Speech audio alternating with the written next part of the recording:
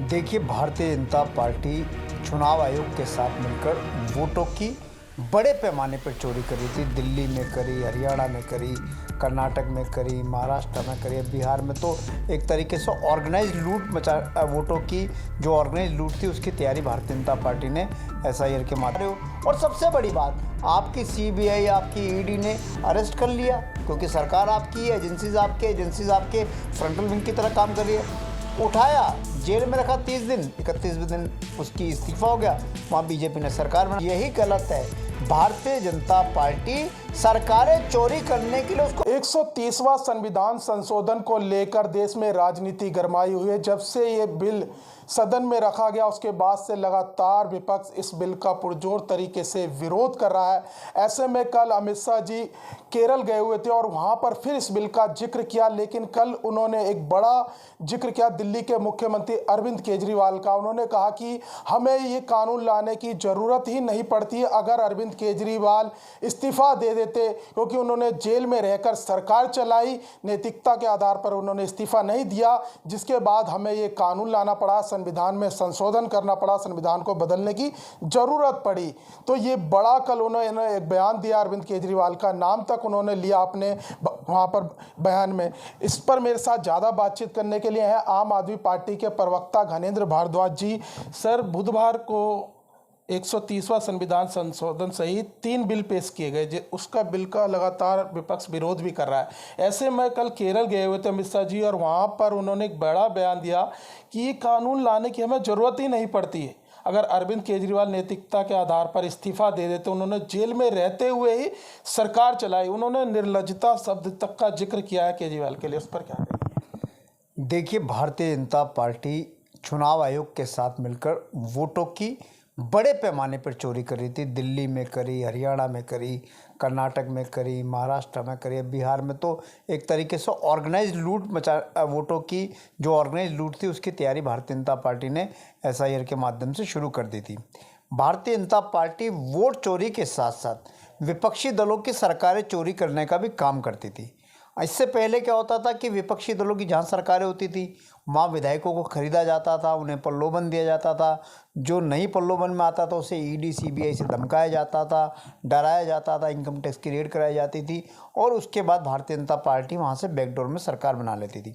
अब भारतीय जनता पार्टी जो सरकार चोरी का जो भारतीय जनता पार्टी का मॉडल था उसको लीगलाइज करने के लिए, उसको कानूनी जामा पहनाने के लिए एक कानून लेकर आई कि जी ये कानून ये बताता है कि किसी भी नेता को आप अपनी एजेंसीज के हाथों आप उसको अरेस्ट करा दोगे, 30 दिन तक जेल में रखोगे, 31वें दिन वो अपने आप पद से हट जाएगा और भारतीय जनता पार्टी वहाँ पे बैकडोर से सरकार बना लेगी। ये भारतीय जनता पार्टी का इस बिल को लाने के पीछे ये उद्देश्य है, क्योंकि जितनी भी एजेंसीज हैं, जितनी सेंट्रल एजेंसीज हैं, चाहे वो सीबीआई हो, चाहे ईडी हो, चाहे इनकम टैक्स हो, चाहे पुलिस हो, इवन चुनाव आयोग तक आज भारतीय जनता पार्टी की फ्रंटल विंग की तरह काम कर रहा है। तो भारतीय जनता पार्टी को पता है कि देश में ऑलरेडी एक संवैधानिक व्यवस्था है, कानूनी व्यवस्था है और सुप्रीम कोर्ट की एक रूलिंग है कि किसी भी नेता, सांसद हो, विधायक हो, मंत्री हो, मुख्यमंत्री हो, अगर 2 साल से ज़्यादा कन्विक्शन होता है तो वो अपने आप ही उस पोस्ट पे हट जाता है। ये देश में कानून है। जब देश में एक कानून है तो आप नया कानून क्यों लेके आ रहे हो? और सबसे बड़ी बात, आपकी सीबीआई, आपकी ईडी ने अरेस्ट कर लिया क्योंकि सरकार आपकी है, एजेंसीज आपके फ्रंटल विंग की तरह काम कर रही है। उठाया, जेल में रखा 30 दिन, 31वें दिन उसकी इस्तीफा हो गया। वहाँ बीजेपी ने सरकार बना ली। अरे न्यायालय है ना, न्यायालय तय करेगा कि ये दोषी है या नहीं है। अगर कोई दोषी ठहराया जाता है तो उसका इस्तीफा होना चाहिए, लेकिन ऐसे ही कि आप किसी के ऊपर भी झूठी एफआईआर लिख दो, अगर बोलोगे इस्तीफा दो। और अरविंद केजरीवाल जी ने उस समय कहा था कि अगर आज मैं इस्तीफा देता हूं तो कल ममता बनर्जी को अरेस्ट कर लेंगे, उनकी सरकार गिरा देंगे, परसों स्टालिन को गिरफ्तार कर लेंगे, उसकी सरकार गिरा देंगे, तरसों केरला के चीफ मिनिस्टर जो उस समय विजयन थे उनको गिरफ्तार कर लेंगे, उनकी सरकार बना देंगे, हेमंत सोरेन को गिरफ्तार कर लेंगे, उनकी सरकार गिरा देंगे, वहाँ अपनी सरकार बना देंगे, महाराष्ट्र में उद्धव ठाकरे को गिरफ्तार कर लेंगे, वहाँ अपनी सरकार बना देंगे।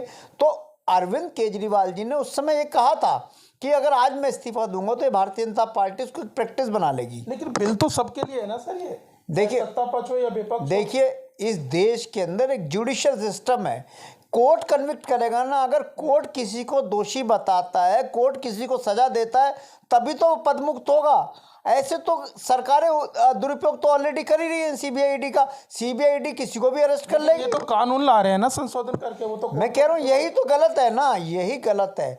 भारतीय जनता पार्टी सरकारें चोरी करने के लिए उसको लीगलाइज बना रही है। अभी तक बीजेपी बैकडोर से सरकारें चोरी करती थी, एमएलए खरीदती थी, एमएलए को डराया जाता था, धमकाया जाता था, उनके घर में सीबीआई की रेड होती थी, ईडी की रेड होती थी, पुलिस की रेड होती थी, इनकम टैक्स की रेड होती थी, उनको इस तरीके से डराया जाता था या खरीदा जाता था, तब बीजेपी की सरकार बनती थी। अब इस कानून को अगर कानून गलती से अगर पास हो जाता संसद में, तो ये है कि सीबीआईडी पुलिस किसी को भी अरेस्ट करेगी, 30 दिन के लिए जेल में डालेगी, 31वें दिन सरकार गिर जाएगी। वहाँ पे भारतीय जनता पार्टी अपनी सरकार बना लेगी बैकडोर से। ये गलत है। जब देश में एक व्यवस्था है तो बीजेपी क्यों इस तरीके की हरकतें करी? तो एक तरीके से इंस्टीट्यूशंस को आप बुलडोज कर रहे हो, आप डेमोक्रेटिकल सिस्टम को कमज़ोर कर रहे हो, आप डेमोक्रेसी में जो व्यवस्थाएं हैं आप उसको कमज़ोर कर रहे हो। और भारतीय जनता पार्टी तो लगातार कर रही है पिछले 11 साल से। हम तो ये देख रहे हैं कि रोज मोदी जी संविधान और लोकतंत्र को मारने का काम करते हैं।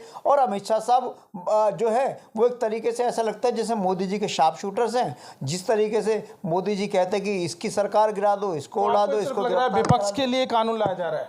ये टोटली बीजेपी अपनी सरकारें चोरी करने का जो इनका काम है उसको कानूनी जामा पहना रही है, उसको लीगलाइज कर रही है। सरकार में तो ये भी ऐसा होगा ना कि नहीं रहेंगे या हमेशा थोड़ी रहेंगे। मैं कह रहा हूँ कि देश में जब एक व्यवस्था है, कानूनी व्यवस्था है कि किसी भी सांसद को, विधायक को, मंत्री को, मुख्यमंत्री को अगर 2 साल से ज़्यादा की सजा होती है तो वो अपने आप ही पदमुक्त हो जाता है। फिर ये कानून को ला रहे हो कि 30 दिन के अंदर, 30 दिन अगर कोई जेल में रहेगा तो इसे इस्तीफा देना पड़ेगा। मुख्यमंत्री का उदाहरण दे रहे हैं ना। मैं क्या कह रहा हूँ कि इनका यही तो काम है। बस 30 दिन के अंदर CBI, ED, income tax, police आपकी है।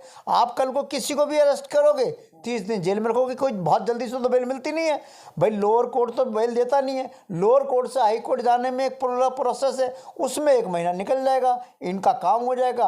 वहाँ मुख्यमंत्री का इस्तीफा होगा या मंत्री का इस्तीफा होगा और बीजेपी बैकडोर से सरकार। तो किसी पे भी आरोप लग सकता है ना, कोई भी जा सकता है फिर 30 दिन के अंदर। देखिए होता तो यही है ना कि पिछले जब से मोदी सरकार आई है 2014 से लेके ईडी ने 95% जो केस हैं वो सिर्फ विपक्ष के नेताओं के खिलाफ दर्ज करे हैं।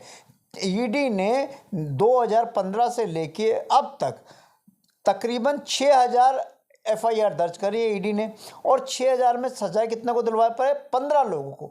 मात्र 0.25% कन्विक्शन है सीबीआई का। और 2014 से आज तक अगर आप सीबीआई का लोगे, सीबीआई ने 700 से ज़्यादा केसों में क्लोजर रिपोर्ट जमा कराई है कि जी हमारे पास कोई एविडेंस नहीं था, कोई सबूत नहीं था, हमने गिरफ्तार कर लिया, अब इसको केस को ख़त्म किया जाए, इसको बंद किया जाए। अब हो क्या रहा है कि देखो इनकी एजेंसी खुद ही कटघरे में है। इनकी एजेंसी 700 से ज़्यादा सीबीआई ने क्लोजर रिपोर्ट जमा कराई केस में। ईडी अभी तक 15 लोगों को, 6000 लोगों में से 15 लोगों को कन्विक्ट करी। इसका मतलब पूरा पॉलिटिकल वेंडेटा चल रहा है। और 6000 में भी 95% केस विपक्ष के नेताओं के खिलाफ। और उल्टा जिस हेमंत बिस्वा शर्मा को मोदी जी कहते थे मैं जेल भेजूंगा, शारदा नारदा चिट फंड में घोटाले में आरोपी थे, हेमंत बिस्वा शर्मा को उन्होंने चीफ मिनिस्टर बना दिया। हेमंत बिस्वा शर्मा के खिलाफ जितनी जांच चल रही थी सारी बंद होगी। नारायण राणे के खिलाफ जितने ईडी सीबीआई के केस चल रहे थे सब बंद हो गए। अजीत पवार जिसको मोदी जी कहते थे कि 70,000 करोड़ रुपए के इरीगेशन घोटाले में सबसे बड़ा आरोपी है, चक्की पीसिंग, उस अजीत पवार को चीफ मिनिस्टर बना दिया। इसके अलावा अगर आप देखोगे सीरीज ऑफ लीडर्स हैं जो बीजेपी में जाता है उसके खिलाफ सीबीआई, ईडी की अगर कोई पहले से जांच चल रही है वो बंद हो जाती है। अगर कोई उसने करप्शन करा तो उसके ऊपर नई एफआईआर नहीं होती। तो एक तरीके से मोदी जी ये कहते हैं कि भ्रष्टाचारियों का भारतीय जनता पार्टी में स्वागत है, बीजेपी में भ्रष्टाचारी शामिल हो जाएं और बीजेपी में आने के बाद उन्हें भ्रष्टाचार करने का लीगल सरकार चलाना ठीक है सर। मैं कह रहा हूं कि अगर डेमोक्रेटिक इंस्टीट्यूशंस पे, अगर लोकतंत्र में आप किसी के भी ऊपर झूठे केस लगाओगे, अरविंद केजरीवाल जी वाले जिस केस की बात करें, सो कॉल्ड एक्साइज स्कैम में 3.5 साल हो गए एफआईआर दर्ज किए हुए। 3.5 साल में सीबीआई को, ईडी को 1 रुपए की तो मनी रिकवरी नहीं मिली, कोई मनी ट्रेल नहीं मिली, कोई इंडिपेंडेंट विटनेस नहीं है। सुप्रीम कोर्ट ने सब लोगों को बेल देते हुए ये कहा कि सीबीआई के पास, ईडी के पास कोई एविडेंस नहीं है, कोई मनी ट्रेल नहीं, कोई रिकवरी नहीं, कोई इंडिपेंडेंट विटनेस। विटनेस कौन है? सी अरविंद, जो खुद एक्यूज्ड है केस में। विटनेस कौन है? दिनेश अरोड़ा, जो खुद एक्यूज्ड है। विटनेस कौन है? अमित अरोड़ा, जो खुद एक्यूज्ड है। विटनेस कौन है? शरद रेड्डी। विटनेस कौन है? मुकांता श्रीनिवास रेड्डी। ये सब लोग उस केस में खुद आरोपी थे। इनको सीबीआई, ईडी ने इनको ये कहा कि तुम अरविंद केजरीवाल जी का नाम लो, हम तुम्हें बेल दे देंगे। अरविंद केजरीवाल जी का जैसे ही नाम इन लोगों ने लिया, इनको बेल दे दी। देखिए क्या होता है कि आप एफआईआर कर सकते हो, एफआईआर करके किसी को जेल तो भेज सकते हो, लेकिन एफआईआर करने के बाद आपको कोर्ट में एविडेंस देने पड़ते हैं। और उस समय जब जस्टिस खन्ना इस मामले की सुनवाई कर रहे थे, संजीव खन्ना, तो संजीव खन्ना ने सीबीआई को और ईडी को अलग अलग मामलों में कहा था कि आपको 2 साल में इस केस को क्लोज करना है, 2 साल के अंदर आप इस केस को ख़त्म करना है। आज 3 साढ़े 3 साल हो गए, चार्जशीट तक सबमिट नहीं हुई। आपने सिर्फ पॉलिटिकल वेंडेटा के चलते हुए, क्योंकि अरविंद केजरीवाल जी से अमित शाह डरते हैं, अरविंद केजरीवाल जी से मोदी डरते हैं, और उनको किसी तरीके से दिल्ली में सरकार बनानी थी। अमित शाह जी ये कह रहे हैं कि 70 साल में कई मुख्यमंत्री जेल गए, मंत्री जेल गए, लेकिन उन्होंने इस्तीफा दिया। दिल्ली के मुख्यमंत्री ने इस्तीफा नहीं दिया, इस वजह से ये कानून लाना पड़ा। और वो बीजेपी ये भी कह रही है कि इस बिल से जो है राजनीति का शुद्धिकरण होगा। देखिए, अरविंद केजरीवाल जी आज तो चीफ मिनिस्टर नहीं है दिल्ली के, अरविंद केजरीवाल जी की सरकार भी नहीं दिल्ली में, लेकिन अरविंद केजरीवाल जी का खौफ देखो कितना है अमित शाह जी और मोदी जी के दिमाग में। आज तक रात में सोते हुए भी अरविंद केजरीवाल नजर आते हैं। आज तक मोदी जी और अमित शाह अरविंद केजरीवाल के फोबिया से बाहर नहीं आ पा रहे। अरविंद केजरीवाल ने इस्तीफा नहीं दिया, इसलिए देश में कानून लेके आ रहे हैं। इसका मतलब कि अरविंद केजरीवाल से डरते हैं। और क्यों डरते हैं? कि अरविंद केजरीवाल वो शख्स है जिसने गरीब के लिए काम करा। अरविंद केजरीवाल वो शख्स है जिसने अमित शाह और नरेंद्र मोदी, जो अपने आप को देश के सबसे बड़े ताकतवर नेता कहते हैं, उनकी आंखों में आंखें डाल के उनसे सवाल पूछे। भ्रष्टाचार पे, बढ़ती बेरोजगारी पे, बढ़ती महंगाई पे, डूबती अर्थव्यवस्था पे। मोदी जी और अमित शाह साहब को ये पसंद नहीं आया कि ये कौन आदमी जो हमसे आंखों में आंखें डाल के सवाल कर रहा है, ये कौन आदमी है जो हमसे डरता नहीं है, जिसको हम हरा नहीं पाते, जो हमने किसी भी तरीके से हमने तोड़ने की कोशिश करी, ये टूटा नहीं। वही डर, वही खौफ अरविंद केजरीवाल जी का अमित शाह और मोदी जी पे, जिसकी वजह से उनको आज ये कहना पड़ रहा है सार्वजनिक मंचों पे कि अरविंद केजरीवाल जी ने इस्तीफा नहीं दिया इसलिए हम कानून लेकर आए। ये अरविंद केजरीवाल जी का भय है, डर है। एक अंतिम सवाल है कि इस बिल का विपक्ष लगातार विरोध भी कर रहा है। ऐसे में उसी दिन जेपीसी में ये बिल भेज दिया गया अमित शाह जी की तरफ से।